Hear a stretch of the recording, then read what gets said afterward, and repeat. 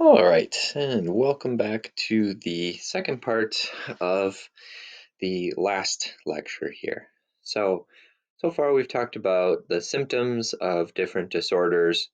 We did a little exercise in diagnosing those disorders. Um, so let's say you are presenting symptoms, you go to a doctor, you get diagnosed with something, or a clinician or a psychiatrist or psychologist, you get a diagnosis. What happens after that? What happens in the treatment phase? So that's what we're going to talk about now, psychotherapy. So to start, there are a wide variety of methods used in psychotherapist settings. The one common theme amongst these variety of methods is that usually the therapist tries to develop some sort of relationship with the patient. Developing a relationship builds trust, builds rapport, and it might allow the patient to talk freely and openly and honestly about some of their symptoms or their condition. And time again, what we see over and over again in study after study after study is that it does not necessarily matter all that much what form of psychotherapy is used. The biggest factor in success is the motivation to improve. So, if the patient has the motivation to improve, that is, again, the biggest factor in whether or not that patient will improve or not. So let's talk about some of the different forms of therapy. The psychodynamic or psychoanalytic approach. This is Freud's wheelhouse, and you can see that picture there. This is sort of, if you look closely in that picture, you can see that the patient is actually levitating off the couch. Not sure why that is. Anyway, so yeah, Freud, he's known for this sort of stereotypical therapist, has a big leather armchair with a notepad, and the patient lays on a couch and sort of speaks their mind. The whole focus of psychoanalytic approach or psychodynamic approach is to uncover the unconscious motivations for the abnormal behavior. So remember talking about Freud, the reason that we experience mental disorders in the first place is because of stress and anxiety, and where our ego is relying too much on those defense mechanisms. So the point of psychodynamic therapy is to talk about those unconscious motivations and try to change them or alter them in some way. Psychodynamic theory will sometimes use free association. So they'll tell you a word and then just say, what are the first things that come to mind when you hear the word mother? Or what are the first things that come to mind when you hear the word love? And the idea here is that just by talking about these different things, you'll be able to uncover some of those unconscious motivations. Sometimes this is just called talk therapy. And again, the whole idea here is to just help develop a relationship between the therapist and the patient. Behavior therapy. Remember, these are the principles of B.F. Skinner and Ivan Pavlov, classical conditioning, operant conditioning. So, the idea in behavior therapy is that maladaptive behavior is reinforced. That is how that maladaptive behavior became present in the first place. So, if that's the case, healthy behavior can take its place. Healthy behavior can be reinforced instead of maladaptive behavior. So the end goal, let's do a little case study here. Let's say the end goal is to have a young child stay in their seat. So a way to use operant conditioning principles is to maybe achieve smaller goals that lead to that longer end goal. So if the goal is to get them to stay in their seat for an entire class period, let's say that's an hour, maybe you start with a smaller goal. So every time they stay in their seat for a span of 10 minutes, they get a reward. Maybe it's a Skittle or an M&M, or maybe it's $1 or something. I don't know. But you start with those small goals, and once they're proficient at the small goal, you move the goalpost. You make the task a little bit harder. So after they've been able to reliably sit in their seat for 10 minutes, now you only give them a reward after 20 minutes, and so on and so forth until they're all the way up at that hour level. You can use these principles for smoking as well. If you want to stop smoking, you first have to establish a baseline to just see how much you smoke in the first place. And then you can start breaking up the big goal of stopping smoking altogether and use smaller goals like only smoking a certain number of cigarettes per day, and then making that number smaller and smaller and smaller. Uh, yeah, so there we go. Or you can use different approach. Each day without a cigarette, you get some sort of reward, or every 15 minutes that that child is sitting in their seat, they get a reward. We just talked about that. You can also use classical conditioning principles. So remember, classical conditioning deals with pairing two stimuli. This has actually been done before, and it's actually quite successful. There are certain drugs you can take that make the smell and taste of alcohol very nauseating. Uh, People who suffer from alcoholism will often take these drugs to help them stop drinking. You can do the same with cigarettes. You can have the smell of cigarette smoke associated with a really awful smell, like let's say the smell of a skunk or something like that. And this can actually be quite successful, at least in the short term. Cognitive therapy is next up.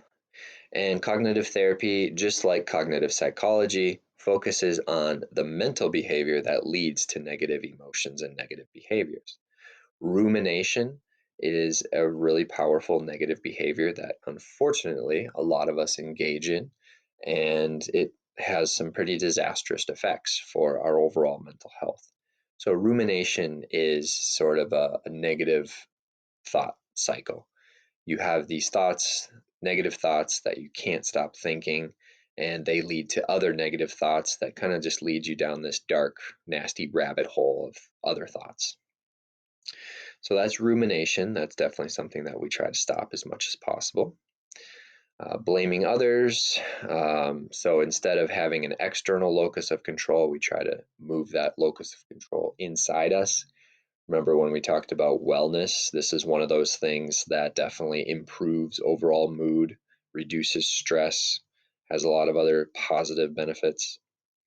How we interpret stressful events. This is another area of cognitive therapy.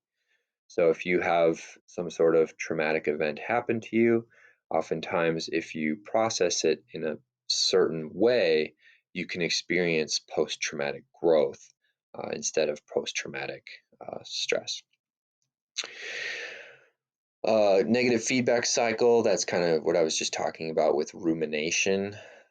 If you feel yourself experiencing a negative feedback cycle and you're starting to go down that rabbit hole of rumination, there are several techniques used in cognitive therapy to get you to stop it in its tracks. And you can either distract yourself with something else, or you can try to think about positive thoughts. And there's a bunch of different techniques that these therapists will use for that. But the kind of end goal overall here is mindfulness, which is really just an awareness of what's going on in your mind, both cognitively and emotionally. If you can be aware of your thought processes, then the idea is that you can control them better as well. Humanistic therapies, these aren't as common these days. They've kind of fallen out of fashion, just like psychoanalytic approaches have fallen out of fashion. But in a humanistic therapy, these are person centered. The idea here is that everyone is trying to reach their full potential. Everyone's trying to work their way up that Maslow hierarchy of needs. And we experience stress when there is friction or an incongruence between where we currently are on the hierarchy of needs and where we want to be. So our present self and our ideal self. If there's a huge difference there, or if we're acting in a way that's just not the way we want to be acting, that is another example of incongruence. Most humanistic therapy sessions, there's a lot of non-judgmental listening. The therapist provides unconditional positive support, positive regard for the patient, and they rarely actually give advice. It's more of a listening session. So whereas, psychoanalytic theory is kind of developing a talking relationship, the humanistic approach is more of a listening approach. Okay, so those are your broad categories of the different types of therapy out there. And the takeaway message here is that most patients will improve after going to therapy. So if you want to get better and you take the step to go find a therapist, spend time in therapy, there is a good chance that you will improve no matter what type of therapy that is. The short answer is there's no best approach. The first and most important step is simply going to therapy in the first place, to admit that you have a problem, to admit that something is wrong, and to take an actionable step towards ending that problem. That is the most important step. And this could be partly due to the placebo effect. If you believe you are going to get better in therapy, you are likely to get better in therapy. The placebo effect is certainly not something to ridicule. It is a powerful tool that in the field of psychology we really need to study more. We really don't understand how it works so well. It has some very powerful implications and some really exciting implications. If we really have this much power over our own minds, how do we harness that power? Because this is extremely effective. People think they'll get better and they do get better. That is something exciting. Okay, just some kind of miscellaneous things before we end this. The difference between psychiatry and psychology. Remember early on in the course we talked about the differences here. Psychiatrists will tend to follow the medical model, which is the idea that all mental disorders have a biological cause. And as a result, the treatments that most psychiatrists will recommend will be chemical in nature. So I'm thinking of, prescription pills. If someone comes into their therapy office with major depressive disorder, they'll get a certain prescription. If they come in with bipolar or anxiety disorder, they'll get a different prescription. And again, this is painting with broad strokes here. A lot of psychiatrists do rely pretty heavily on the medical model, but a lot of them also take a little bit more of a psychology approach, and they do explore other factors in that biopsychosocial model. So let's talk about psychologists. Well, like I said, they use the biopsychosocial model, where the idea here is that mental disorders have many causes: biological causes, psychological causes, and social causes. So as a result, the treatment forms are usually pretty varied. There's lots of different types of psychology-based treatments out there.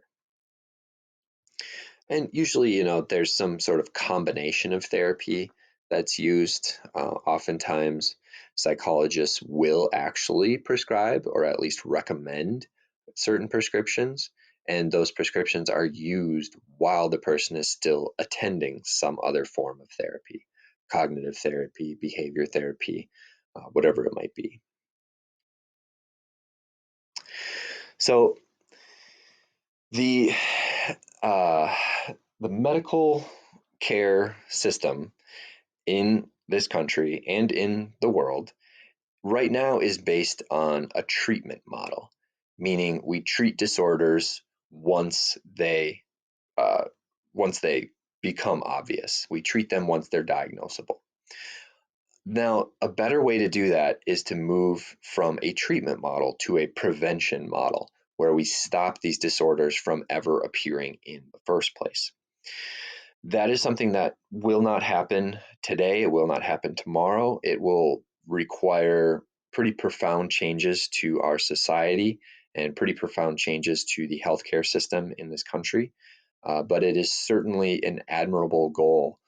It's a heck of a lot cheaper to prevent disorders than it is to treat disorders. Some of the research that's been done on preventing mental disorders, we've found that a key part of this is social support. Social support has some pretty profound preventative factors when it comes to mental disorders. The more social support we have in our life, the less likely we are to experience mental disorders. Remember talking about major depressive disorder and how it's much more prevalent in Western cultures, which tend to be a little more individualistic. We don't value social support systems as much.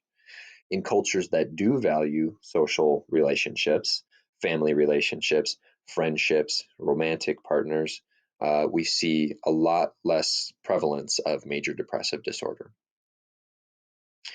Exercise is another great one.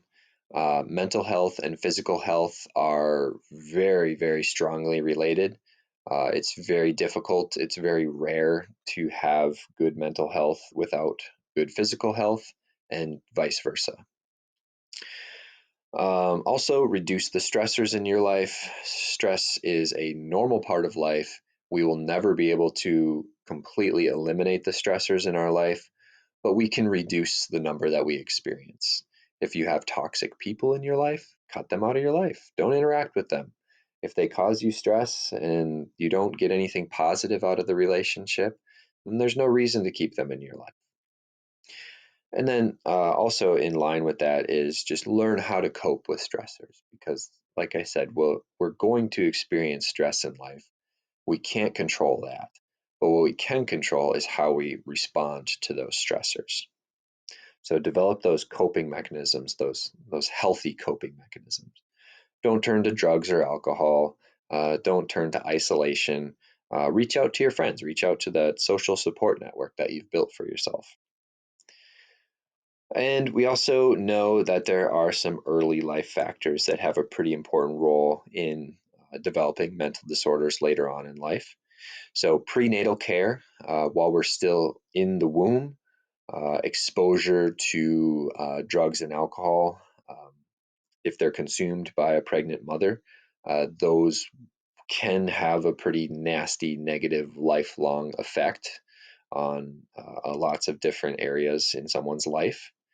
And early education. Education seems to have some sort of a preventative effect on mental disorders. All right, that is all I have for the therapy side of things, kind of short and sweet. And that is where we're going to leave it there.